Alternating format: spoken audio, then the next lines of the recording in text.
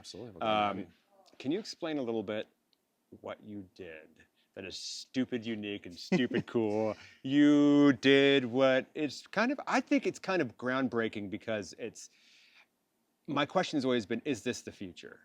Sure. And the fact that you kind of practically applied that is kind of nuts. Yeah, it was fun. It was a lot of work, but it was a lot of fun. Explain a little bit what you did. So just to give you kind of And backstory. So, as I talked about, I've been with the band 2 years, and I took a job and stepped out in April, and we had a fill-in come in, and then when I came back end of July, and kind of got some stuff back, and we had it was kind of like a massaging process to get things back realigned, if you know what I mean. And so, but my wife and I were expecting our second child, and so I was like, hey guys, I'm gonna miss this section of tour, like period. There's no like, oh, we can get around it. It's like, no. So we started talking, thinking about bringing somebody in. What do we do?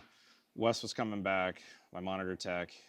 It's like, okay, well, maybe he could fill in, maybe whatever. And as you can see, I have a lot of stuff here. I fire all the tracks. I do all the recording and archiving. It's a lot of RF. We've got 20 channels to receive and 16 channels to transmit and all that. So it's quite a bit going on. And so it was like a safety net, right? Like, how do we keep me involved, but also like me not be here? So our production manager and I were actually joking one night, and he's like, well, you're a smart guy. Why don't you just mix from home? And then immediately I was like, oh, I already know how to do this. Like, I already knew every piece of it. It was just like, okay, now I know all the big blocks. Now I've just got to break those down and tackle them one problem at a time. So for literally the whole tour, from rehearsals on, I was working on the networking aspect. I was working on the connection stuff.